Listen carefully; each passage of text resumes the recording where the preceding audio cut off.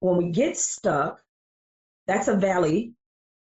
And maybe we're only supposed to be in that valley for 2 days. But if you're there for 2 months, you've outstayed your welcome in the valley. You've missed some timing, right? It's time to get going. You're listening to the No Labels, No Limits podcast with best-selling author Sarah Box. We focus on the mantra, no labels, no limits, no excuses. And now without further ado, please welcome your commanding coach with plenty of chutzpah and heart, Sarah Box. Hey there, No Labels, No Limits podcast listeners. In today's episode, I'm thrilled to welcome Miara Shaw. Now, Miara is considered a dynamic leadership coach, speaker, and the Inspiring Leadership Wellness Circle podcast host. There's a story behind her podcast name. We'll talk about her podcast in general later. Miara's journey, though, went from being one of the nation's few female energy traders to a guiding light in entrepreneurship, and it is nothing short of motivational. And her personal philosophy and professional mission are both centered around the concept of CPR. And it's not what you think it is. It stands for capable, prepared, and ready. And she empowers individuals, especially women, to balance leadership and life. And I know for a lot of our listeners and people in the sandbox community, that's a constant question. How do we balance all of this? Yeah, it's a big thing. And a little surprising fact, though, about Miara, as accomplished as she didn't complete college. Despite that, she built this successful career.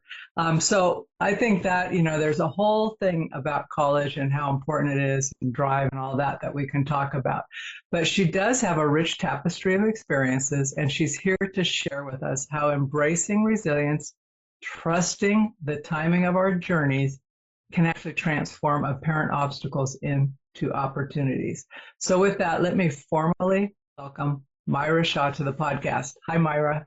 Hello there. Thank you for having me. Listen, that was a great introduction. I love it. It was fun. Yeah.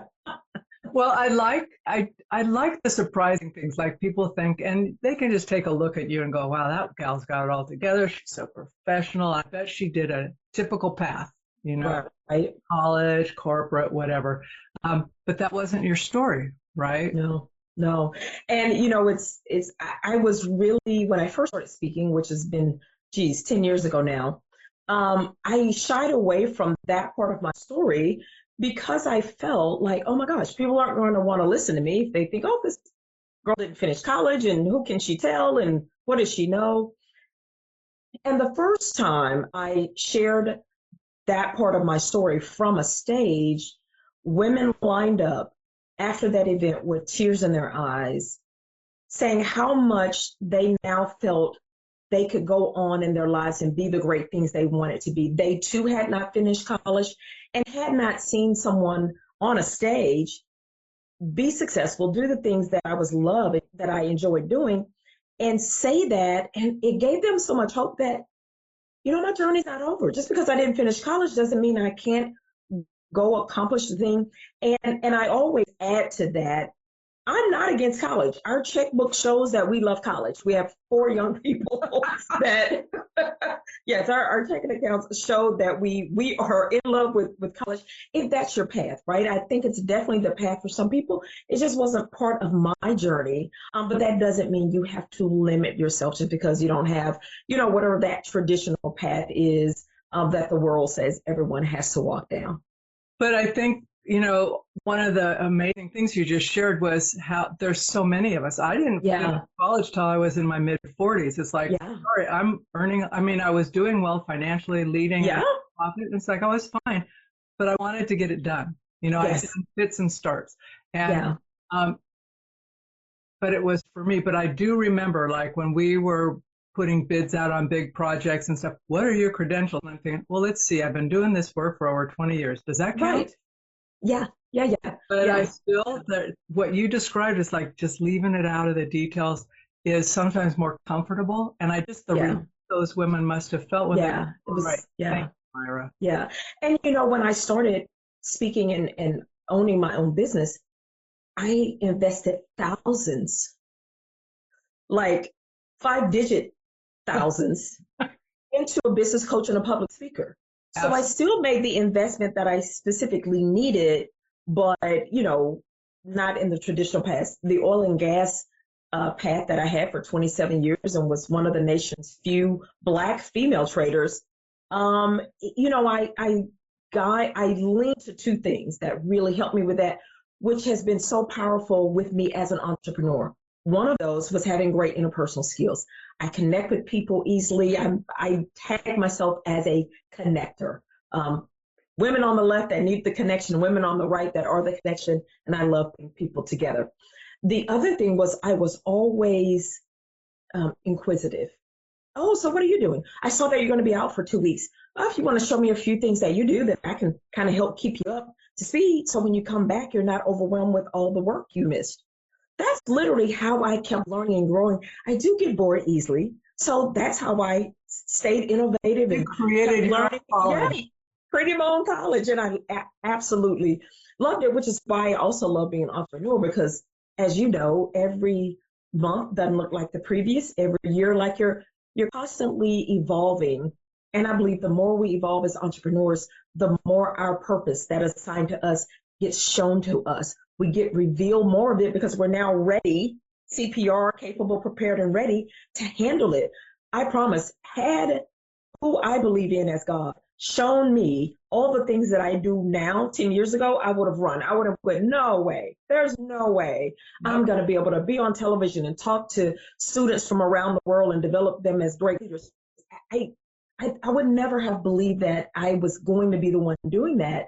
And so I think as we're able to have the capacity to do more, then we see more. That's just how it works. I totally agree with you. And the investment in your own learning ongoing is that it's also, those are acts of faith. Yes. Like, will that ever have a return on investment? Who knows? But it's worth it, right? Yeah. I do this, and I still do. It's like I'm starting work with a different coach next week on a different area, because I know, well, it'll benefit me, but I also believe like it'll change me enough that I'll start looking at things a little different and going, okay, to your point, like we don't know until we show up.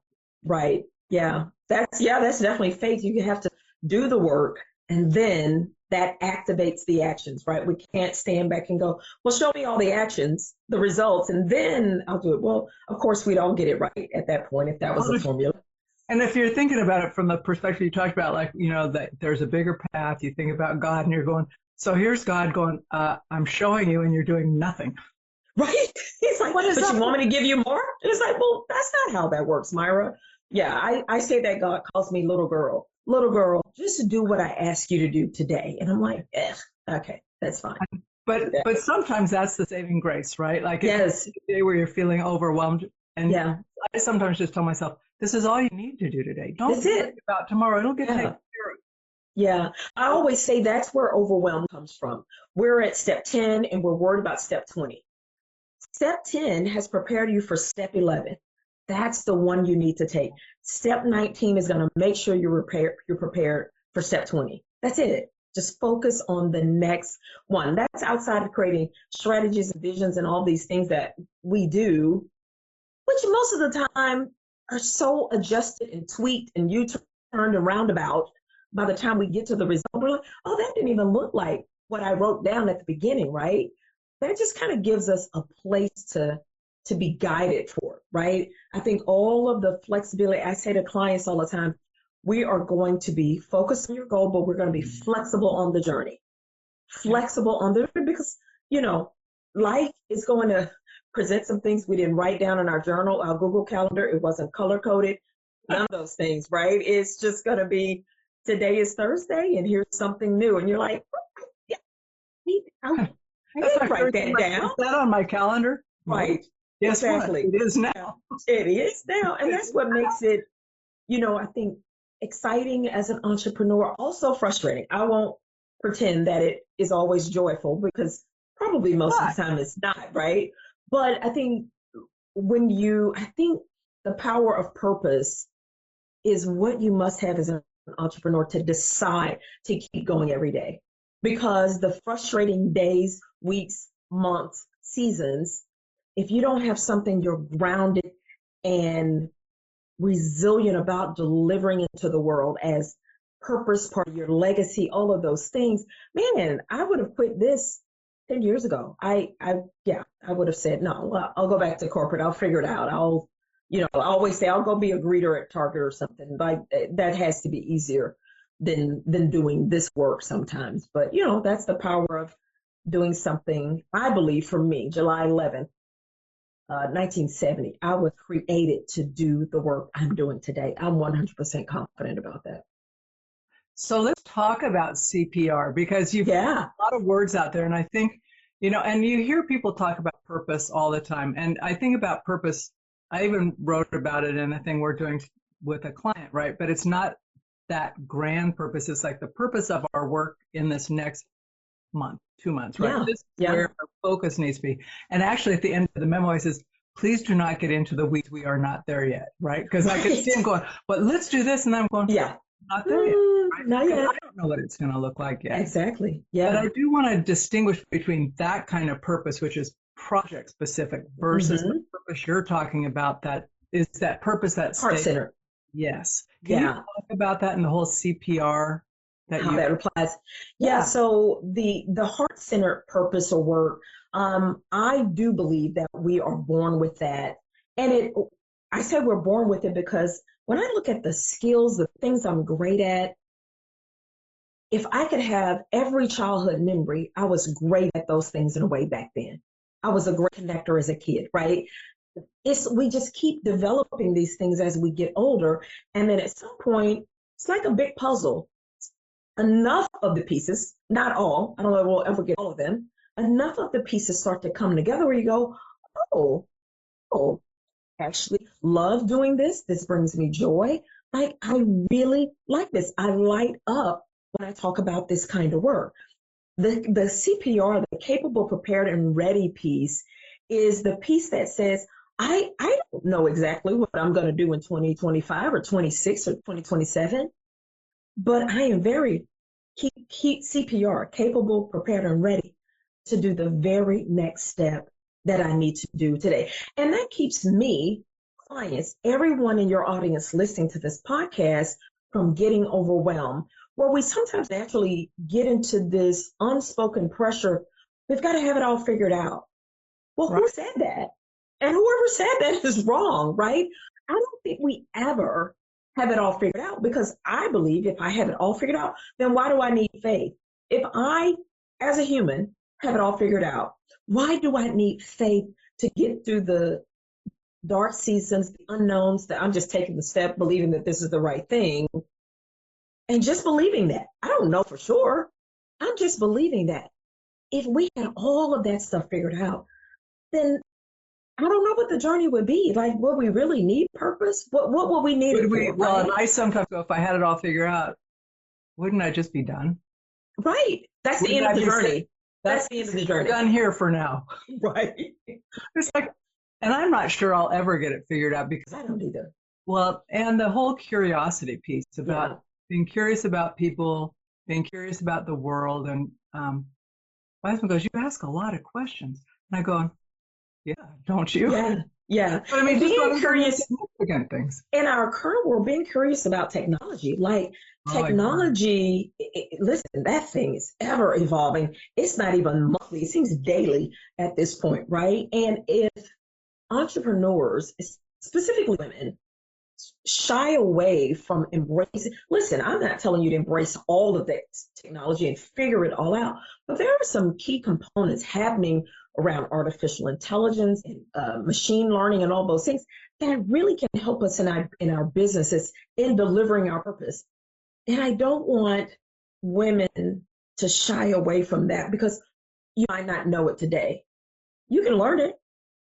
You can figure it out. You can add someone to your team to support you until you can get up to speed, right? There's so many ways that curiosity really serves us to just keep staying innovative, keep staying on the right side, or I say the joyful side of being an entrepreneur. Like, you have to learn a new technology, you're like, oh my gosh, it's so frustrating. And then, like, when you get it figured out and the pieces come together and it saves you 20% efficiency and automates 5 steps, you're like, oh my gosh, how was I living without this, right? But it's pushing ourselves and giving grace to ourselves to not have it all figured out in a day or two. Like, it's okay. It's It okay. is okay. And I've just gotten to where I know I don't need to be expert in it, but I do need to understand it. Otherwise, Right. you explain to someone, please, can you use this to do that? Right. If I don't Right. know, why would I ask that? Yeah. And then sometimes I'll just have a conversation. Okay, I'm looking at this and this. What do you think are you using it? And Yes. does it benefit you? And what are I mean, sometimes it's just doing some simple questions. Conversation. Yeah. But and sometimes, I don't know if you've ever had the experience, but like just in an offhanded conversation, someone will say, have you ever used this tool, technology? Right. And you're going, no. Now what I say is, show me. Exactly. Quick tutorial. Yeah, just quick. Show me how you use it and how do you find it helpful. Well, that was with AI when I first started. Well, the other day, this gal, I'm in a doctor's office and I get this kind of a 411 from one of my previous clients is, can I do this? And I'm thinking, okay, that is a legal question and an accounting question. I said, first, I recommend you talk to your CPA and perhaps legal. However, but I'm so simple to use an AI tool to say, yeah, for sure. Question, tell me for my state what that is, right? Mm-hmm. Boom. And I shared it with her and I said, this is a quick internet search. Please move forward with it. But otherwise, that could have taken a long time to do something. Yeah. I read it to make sure it was relevant. Like, right. That is. Yeah. But had I not had that, I would have told her, I don't know. Right. Yeah. I mean, it helps. I found, I can be working on a project and I have, all these floating thoughts about something. You just drop them all into I don't even try to figure it out. Just drop it all into a tool, ask the right prompts. And if that prompt isn't right, ask a different one, go edit it until you, oh, that's exactly what I was thinking in my head that I couldn't make coherent sentences of, right? Yep. And I find that is most helpful. So instead of me getting maybe discouraged or distracted with something else because that's frustrating me, I can get a really great resource and tool to help me pass that step. Now I'm on down the road for the next 5 or 6 steps. Maybe I get stuck again and have to get a little more help. But I find that it helps me progress more quickly than if I had to figure all of these thoughts and ideas and validate them. And is this even a thing? And how much is this going to cost me? I have to sit and do all of that, right?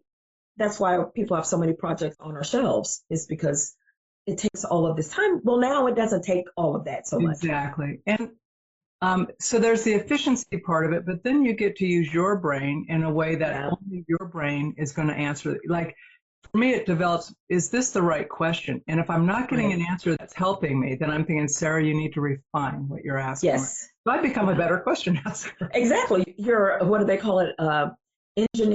Prompt engineer. I've never heard. Term. Thank you very much. You're a prompt engineer. Add that to your resume. And someone's going to go, does that mean you get there on time? Anyway, so I don't want to get too far off, but I want to ask, because you have explored so much uncharted territory, right, both on the corporate and entrepreneurial side, where was a moment when you ventured into an unknown aspect of your career that you really went, like your eyes were wide open, you're going, whoa, this is big? So one of the things that, it was simply God and destiny that connected me to this. I was speaking at an event and someone heard me speak and came over and was like, have you heard of this company that does, it's a college prep program, and they hire leadership facilitators in the country in the summer. Students come from all around the world, literally the entire globe. And I thought, well, I guess I could do that. It just felt like, what am I talking about right now, right?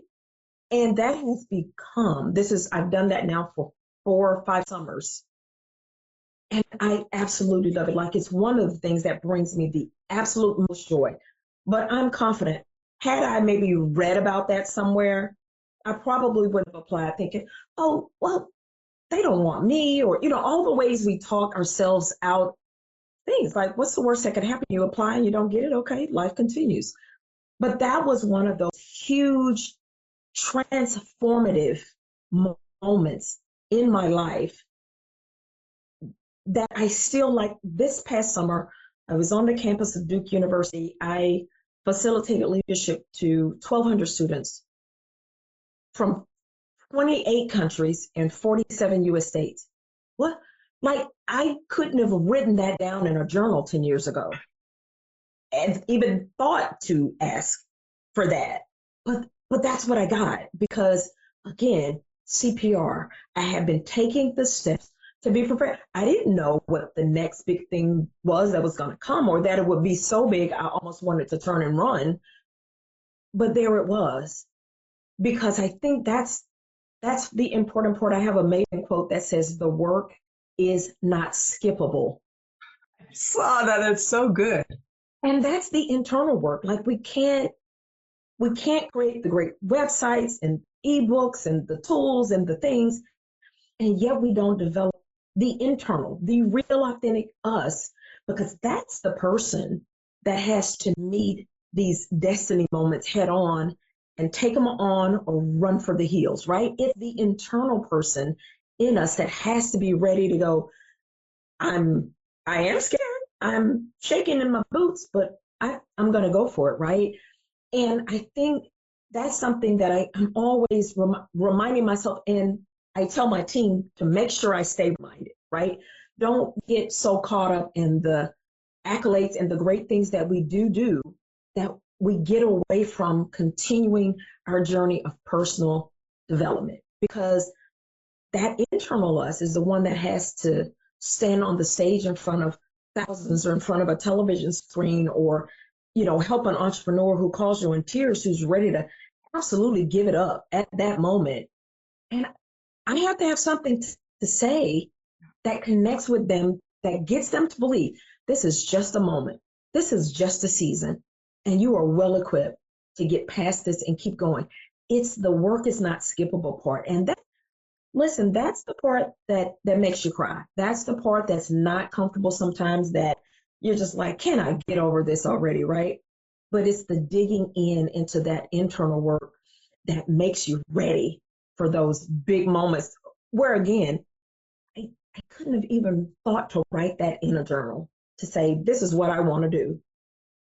It appeared in my journey because I was ready for it, right? That was because I was ready. Yeah. So that, I imagine, really helped you redefine your approach and your whole relationship with risk and opportunity. Do you share that with your students, like when you're working with them in the summer, or with your clients? Do you share that story and like that? Oh, absolutely. Yeah. I have truly found, especially the students I work with in the summer are high school students from around the world. The more authentic I am with those types of stories, the more I see the light bulb inside of them come on, because they're like, oh, maybe Myra's not trying to be on stage as the perfect adult, or she's had the perfect journey and she has all the things figured out. I tell them, some days it's a mess. I am a mess. I get it absolutely wrong. But I do have the power to hit the reset button and start it again. I own that, right? And I do a session with them on resilience. And it's so amazing for their generation how impactful that session on resilience is. Almost if I gave them permission to have some failures, because I'm sharing some of mine and I'm telling them, if you are not experiencing some failures in your journey, you are not doing it right. Failure is a part of the journey. We're going to get some things wrong. That's how we grow. If we never get anything wrong, what are we growing for? Like, what prompts us to grow? And I found that the more I'm sharing those types of stories, the more they allow me to go a little bit deeper and give them a little bit more and push them a little bit more, so that when they are coming through high school into their post-high school journey, whatever that looks like, college or no college or whatever it is, I tell them that I want them to believe that they are the amazing leader, that the people they come in contact with that are connected to them, you're the one that they need. And someone is waiting for you. Everyone's not waiting for Maeve and Myra. And I've equipped you to go do your thing. That could be an audience of 3 or an audience of 300,000. I don't know.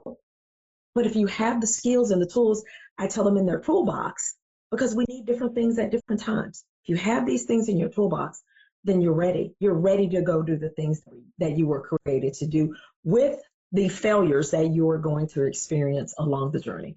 I think failing is actually a tool in your toolbox. Oh, absolutely. The first time you're like devastated, and the second time you're like, that's not so bad. Yeah, you're like, oh. And I always say to myself, when I say to clients and students, a failure is never a wasted experience if we can get the lesson. There's something in there that you need to learn because your future self is going to need it. And that future self could be 3 weeks from now, it could be 3 years from now. Again, I don't know that, but I know there are no wasted experiences. And every failure, every win, there's always something in there, sometimes small, sometimes big, that our future self is going to need, because there are no wasted experiences. There aren't. And I think about that age group that you're working with a lot, because I've got grandchildren in that age group. And I watch how deliberately they think and worry, right? Because they so much more like, oh, I should be doing this or that. And I love watching them though. But part of it's like, so what's the latest? So one of them has had a plan since he was 6. Oh, wow. Where is that? And he's stayed on it. He's like, right? It may look a little left, may look a little right. Yeah. He's still going down straight towards it. The other one is a little more laid back, super smart, but take him out to dinner. He's totally changed what he wants to do. And I can see this thing and I'm like, I knew in his head he's thinking, well, I don't want to appear flaky with you guys. Yeah. Right? Yeah. And I said, how great is that? I said, wow, you just found out something. I mean, like from left.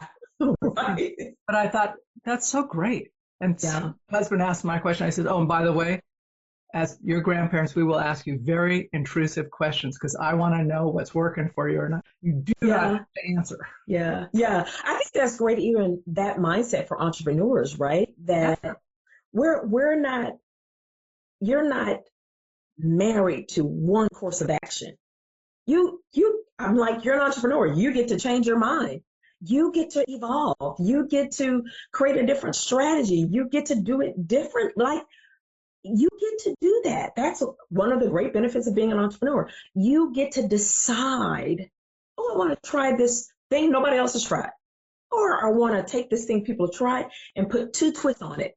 You get the power to do that. And, we definitely won't get it all right. I mean, I think back over the years on some of the tools, digital tools and things I've created that sold an amazing amount of zero, nothing. Nobody bought it.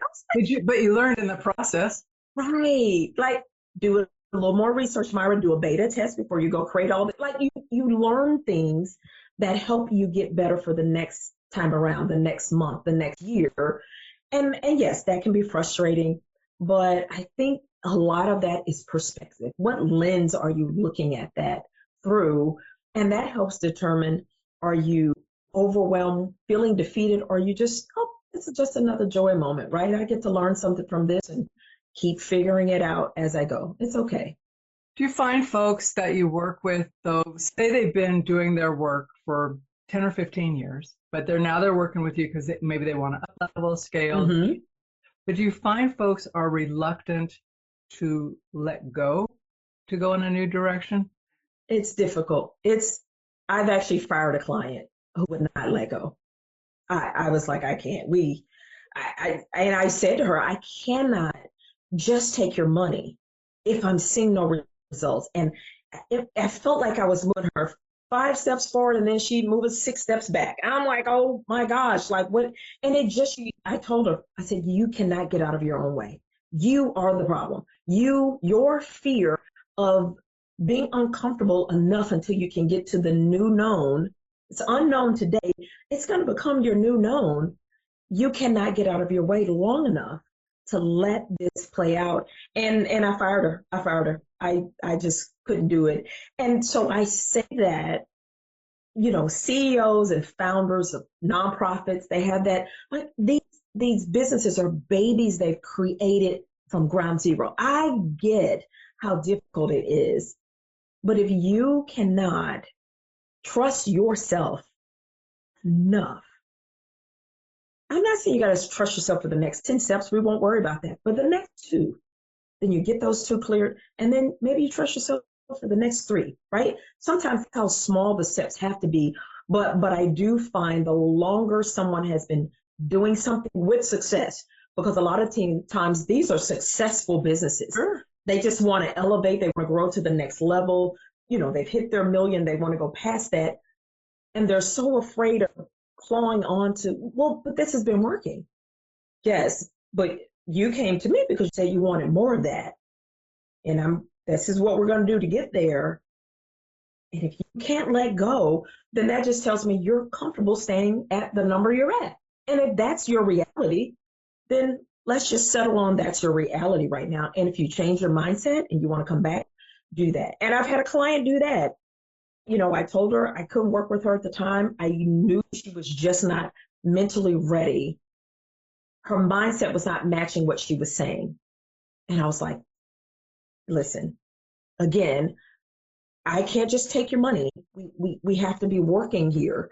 And she went and did. I gave her some things she needed to go do on her own. She did that. She came back and we were off to the races. But I think, again, having my own clarity about what I'm purposed to do, part of that is not dishonoring my gifts by taking advantage of people. I just cannot do that, right? We have to be in alignment that you're ready to go, or you're at least going to hang on to me while I pull you along for a little bit, right? But if your heels dug in and you're just like, I'm too terrified, then I'm like, okay, that's fine. Come back when you're ready.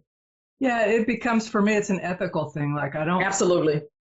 We're not, the timing is not right. Yes. And come back later. It's okay. But yeah, I'm with you. I always say, when I lay down to sleep at night, I want to have a good, clean conscience. I don't want to be worried about, oh, Myra, you should have, I don't want to, there's enough stuff on our brains when we go to bed anyway. I don't want that to be one of them, of not having a clear conscience, of being ethical with someone. That's not part of my thing. But I think for folks who are listening who have wondered what it's like to work with a coach, it isn't going to therapy. It's work. It's work. Yeah. I tell people I don't have a magic pill. If I had it, I would take it myself. I wouldn't sell it to you. I would keep it. But Absolutely. You have to do the work. That's why the quote, the work is not skippable, comes into play. I can't, and I don't offer done for you services. So that's out of the question as well. You and your team have to do this work. Like, that's the only way it's going to happen. And the only way you're going to be able to retain it. Because if I do all these things and you don't really know what I've done, well, what happens when one of those processes breaks? Technology does break. Yeah, absolutely. I tell people, I don't want you to feel like you need to be tied to me for the rest of your business, because I've done these things that you don't really understand.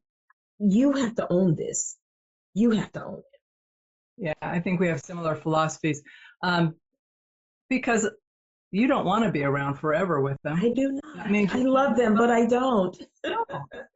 No, I do too. I mean, I will take a call from anyone I've worked with before, because I feel very connected.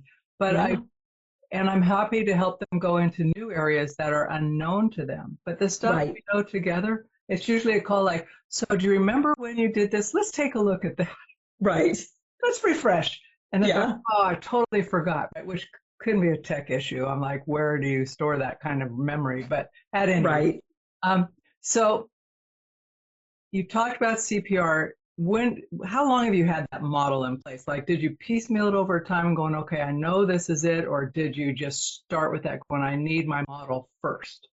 It probably was about maybe 2 years in. It wasn't very long, and I was calling it capable, prepared, and ready.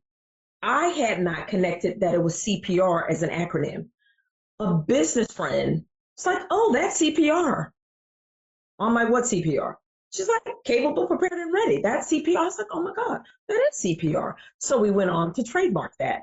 capable, prepared, and ready, because that little catchy phrase, lots of people like to use it. So I have to remind them that no, I actually own that.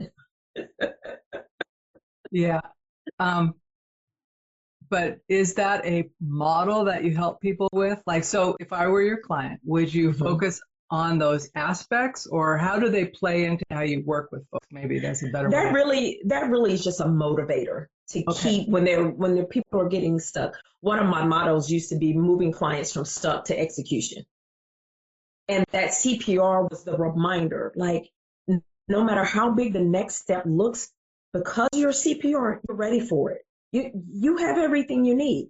The model that I really kind of use is called a life strategy map. And that really is taking your personal life, your health and wellness. How do you take care of yourself? Are you getting enough sleep? All of those things along with your business. Who's on your team? Who do you need on your team?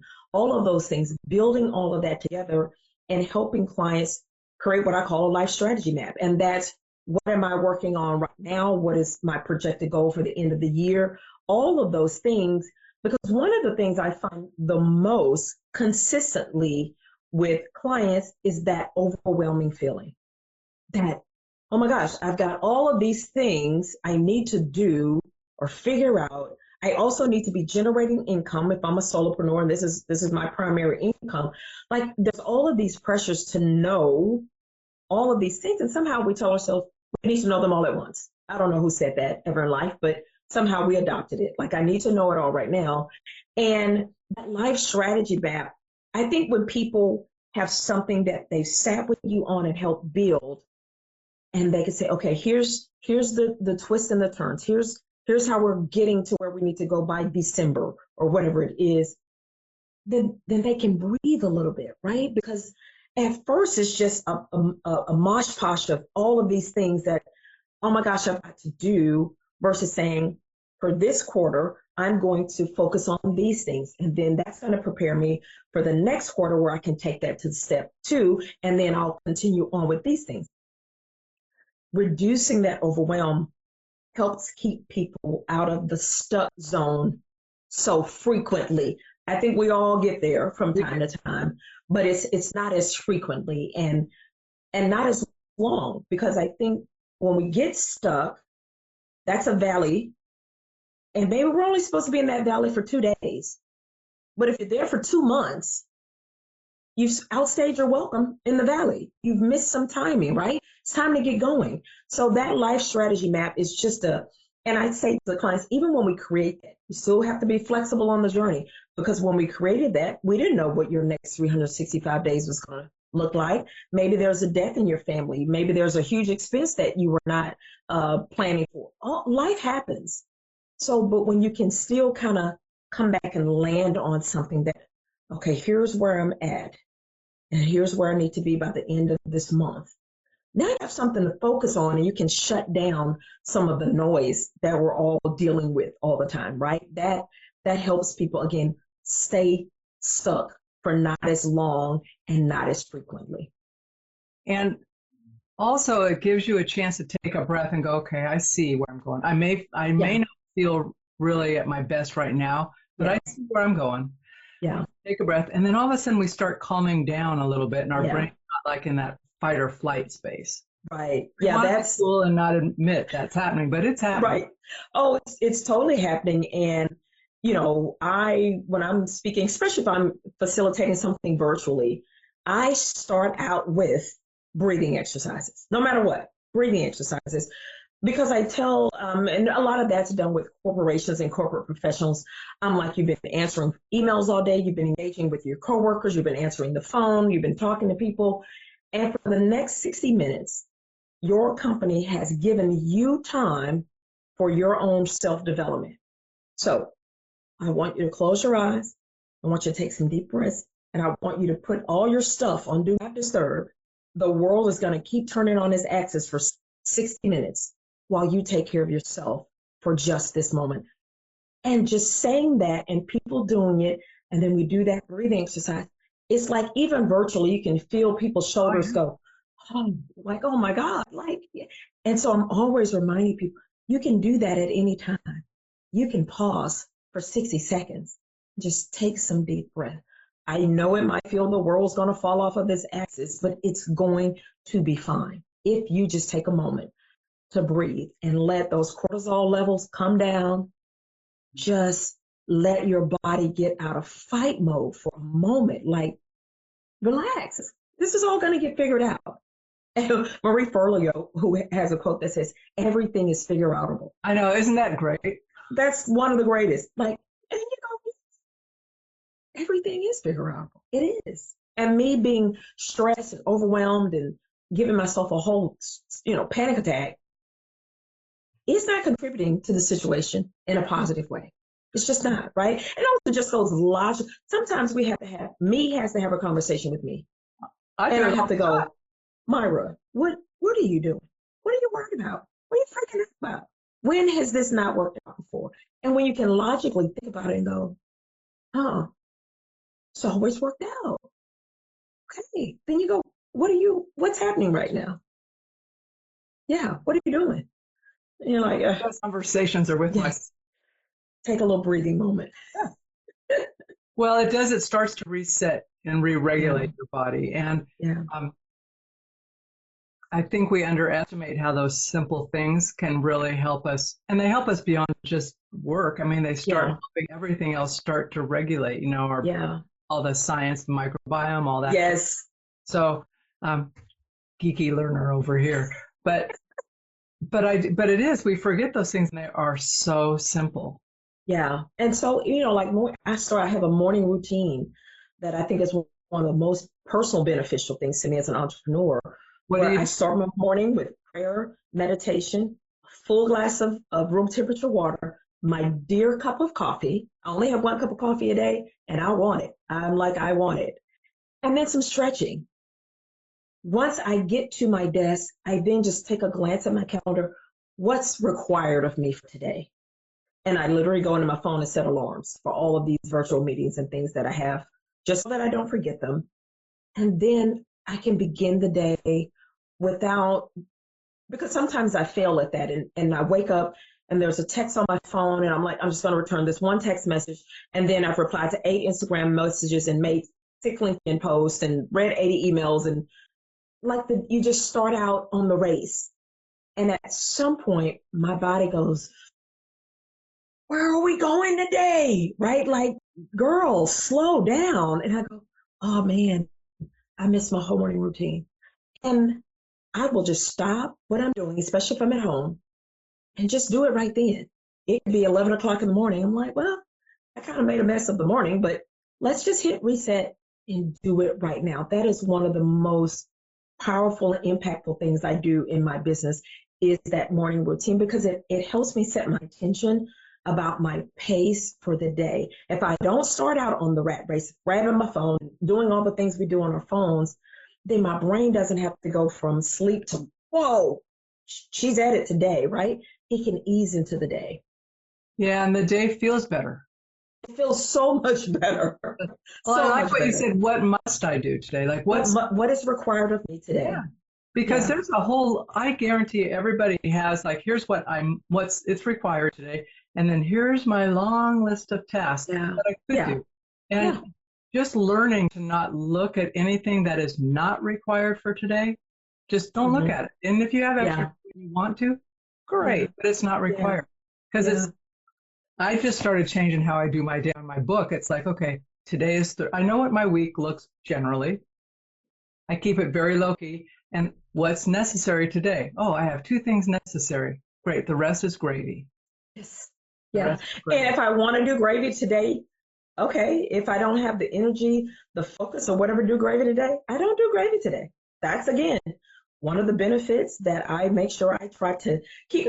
Obviously, we go through seasons that are just busy, right? We got to be up and on it. But when I'm not in that season, I often say to clients, be grateful for the seasons where you can walk, because there's going to come a sprint season and you better be ready to sprint, right? So we can't complain about the walking seasons. That's the time to catch your breath, kind of get your systems in place, make sure things are running well, all these things, because in sprint season, it's sprint season. You got to go. Yeah. And I find, like, I know in corporate when I was there, there's like this push, we need more, more, more. And I'm thinking, do we though? Right. I love that. But do we really need more? Right. Well, I know I didn't, right? But still, you're Yeah. part of a big group. So, Yeah. but I also think about that, like when some of our team will like, okay, we need to get this done. And I said, okay, here's my philosophy, like a project that the client's waiting on, they have to get together. I said, this is for a reason. We're going to understand as this gets closer why that didn't happen at this time. And sure enough, every time someone's had a family emergency, something else Yeah. happened, right? And I think now we don't have to worry about it, right? Yeah. There's Yeah. space. There won't be space later, so it's good there's Yes. space now. So, Yeah. so Miara, what do you? I think you offered us a free strategy session or conversation with our listeners, or something where you could offer them something. Yeah, that's a free 20-minute consult. We can do a quick chat, and if I didn't share that link, I'll send it to you. But yeah, that oftentimes it's just to normally people that schedule that, like, they have this burning thing that's just been they've been churning over it, and they're like, oh my God, this is so much, and da da da. And then they tell me, and I go, oh, well, if you do these two things, I think that'll help a lot. And they're like, what? And that's what those quick little sessions are for. Like, you've been mulling over something, beating yourself up about something, just trying to figure it out. And oftentimes, I love that I can see someone's talking and it's like floating pieces to a puzzle kind of floating in the air.